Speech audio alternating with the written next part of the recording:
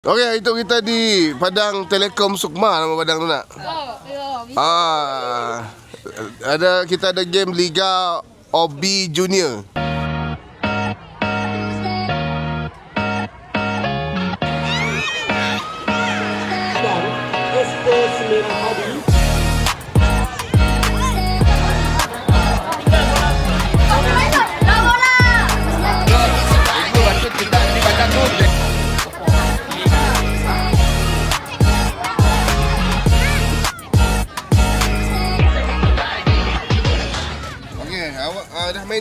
Dah main dah?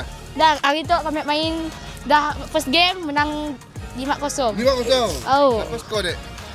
Awam Rami. Kita berapa skor? 2. Alhamdulillah. Senang elak ke macam ni?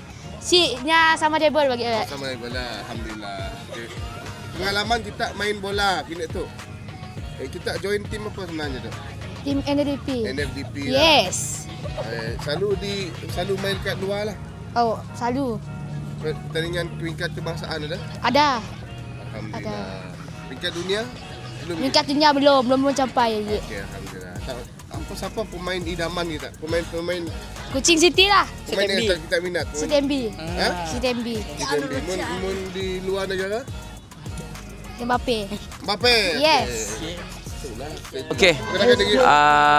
Assalamualaikum. Selamat pagi. Kami Azmi, asal Kuching. Kami adalah salah seorang penganjur itu di T7 Sport. Itu adalah satu kejohanan lah dipanggil T-Sport Football Challenge U10 U12 yang pertama kali dianjurkan oleh OB Juniors. OB Juniors tu bermaksudnya orang baru.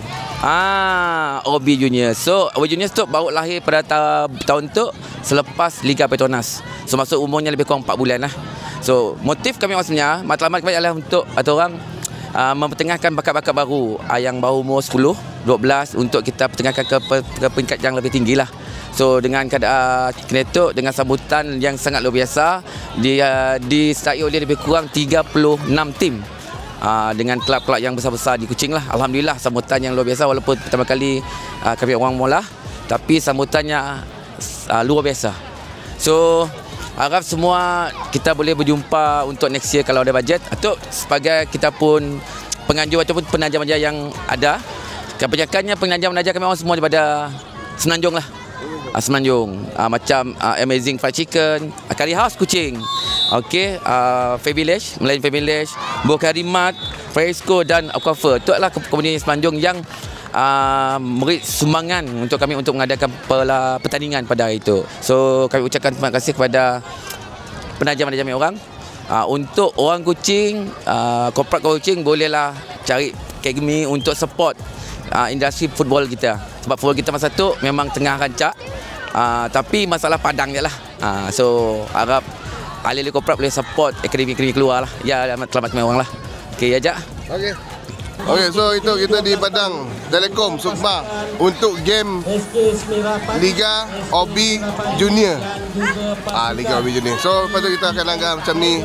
Tidak pun game Padang pun aku rasa macam aku dah badah bagus gila. Siap lah, nak badah si bagus.